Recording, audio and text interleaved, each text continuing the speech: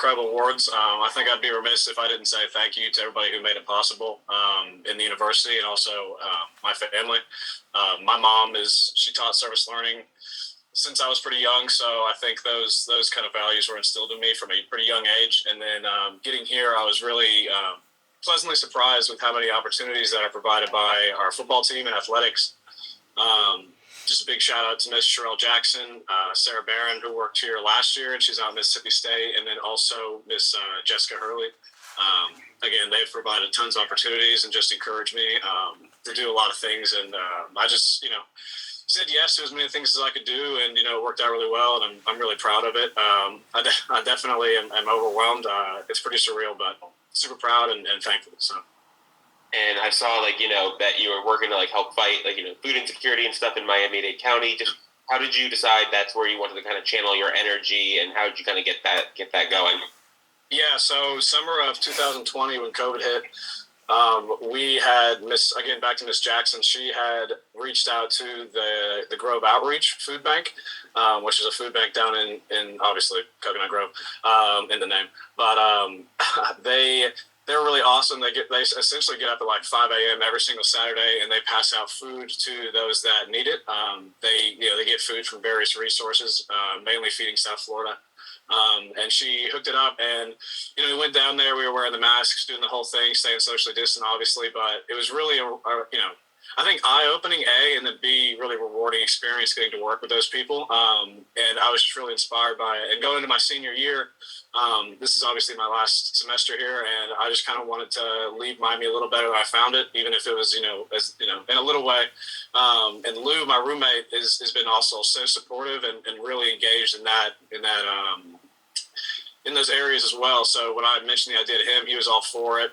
So we linked up and kind of got our followings together, and just tried to raise some money for them and help them in any way possible, because it really is an issue, and it's not something that I personally have ever had to deal with. So when I saw that, I was really inspired to just try to help in any way that I could. So our next question for Clay comes from Susan Miller-Degnan of the Miami Herald. Susan?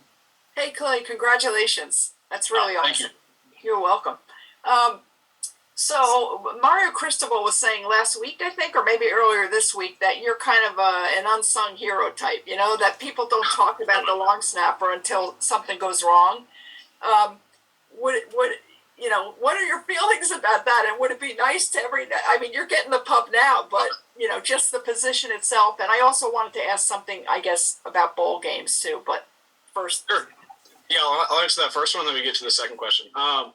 Yeah, it's really a funny position because, nobody knows who you are unless you mess up, which is pretty funny. I think it's really fitting for my character, the kind of person I am, though. I'm pretty introverted, and, I kind of like to put my head down and just handle my business. So it's been, I think, the perfect position for me, because the thing that I really like about long snapping is those that are good at it, I think, is a testament to work ethic.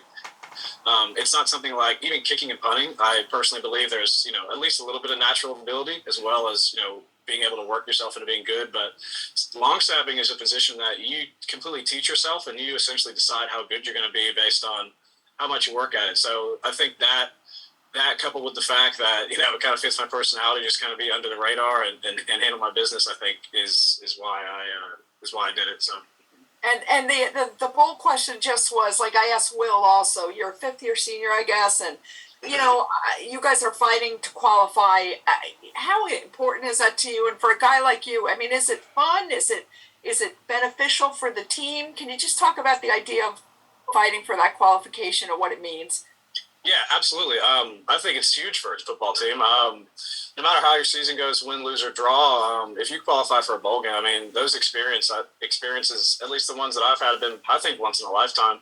You get another month with your team, especially like you said, being a fifth-year senior and this being my last semester. Those extra days with the team and just being a part of it, I think, are really special. And it's something that I obviously am very am hopeful that we'll be able to accomplish, because I really results on the field don't speak to the kind of love that you have in the locker room for people. Those aren't really necessarily correlated.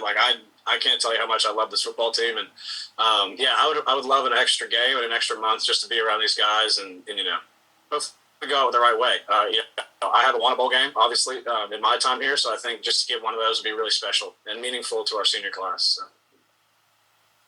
Our next question comes from Luke Cheney of All Hurricanes. Luke? Hey, Clay. So I'm just wondering, man, would you say you've taken a leadership role on the special teams unit now that you are a fifth-year senior? And if you have, I guess, how have you gone about doing so? Hey, Luke. I don't know if I'd say that. I guess me and Lou are the oldest in the room. I'm not very outspoken in that sense. I definitely try to lead by example in everything that I do. I think that starts in the off-season program and works its way through the season. I just try to be the hardest working person in the room. I've always tried to do that. So I think that is probably my leadership style. And the good thing about being a specialist is, a lot of the guys in the specialist room don't necessarily need to be led. We have a lot of independent achievers, I think, in our room. Guys that just handle their business on and off the field. So there's not a lot of leadership that needs to be done, honestly, in that aspect. But when I think when things are needed to be said, I absolutely will speak up. But overall, I like to lead by example. So we'll go back to Adam Lichtenstein from the Sun Sentinel. Adam? Hey again. So did a little bit of quick research. I saw you already got your master's and everything. What did you get your master's in? And are you looking for your future career to kind of, if you don't play in the NFL, to go into I guess philanthropy or community service as like a career? No, I definitely plan to stay involved in the community service realm, but and that's just something I want to do as a human being. I think I've always been taught that if you have something to give, then you should give. But in terms of my degree, I got my master's in sports administration. It was essentially the closest to what I want to do, which is coaching football. My ultimate goal is obviously to just coach football and be around guys. I've always I think my community service kind of speaks to it. I've always had the urge to help people, and I don't love anything more than I love the sport of football.